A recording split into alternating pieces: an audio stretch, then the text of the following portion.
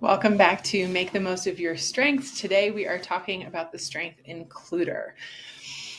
Includer, as I've been doing research on it, has kind of come to have a special place in my heart because it is actually my mom's number 5 strength, and everything I read about this strength just makes me think of her and the way that she shows up in the world. She's actually one of the few people that I've worked with or known their strengths who have includer. I don't think anybody on my wall actually has includer. And so it's fun to actually have at least one person that I can base some of these observations off of. So thank you, Mom. Just as I do every time, my little disclaimer is that we are looking at includer as if it is your only strength, that no other strengths exist, and the only one that you use in your life. So some of the things might really resonate with you if you have includer in your top 10, some of them not so much.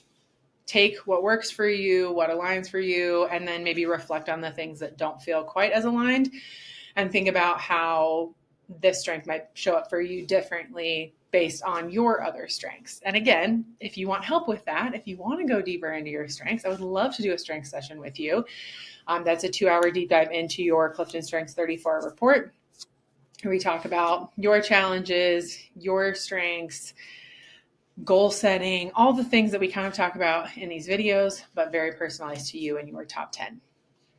With that, let's dive into the overview for includer.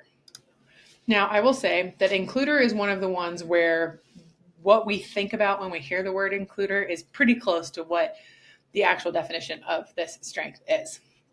So people with strong includer talents base their lives on the philosophy of stretching the circle. You are really driven by the desire to include people and to make them feel like a part of the group, whatever group that might be. It's likely that you always notice when people are being treated as outsiders or when they're feeling unappreciated, and then you likely reach out and bring them in and include them and make them feel seen and appreciated and all of those things. It's likely that you instinctively accept others, regardless of race, gender, nationality, personality, faith, etc.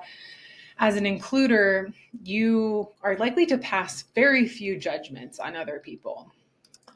One thing that's interesting about this strength is that your accepting nature is not necessarily based on the belief that we are all different and that we should respect differences. Rather, it rests on the conviction that fundamentally we are all the same. So that just means that you truly believe that everybody in a group can have something in common. We all are the same in some way, whereas there are some other strengths that kind of believe the opposite of that. They believe that we're all different, but we should all come together because of that difference. So that's kind of a clarifying thing with includer to keep in mind, is that you really, really focus on that common shared piece or experience among people within groups.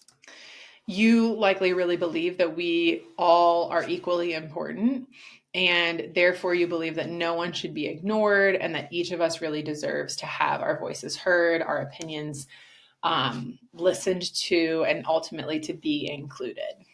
So that's kind of the high level overview of includer. Very curious about what lands for you, what maybe doesn't feel quite as true to you. If you have includer in your top 10, please send me an email and let me know how all of this lands for you.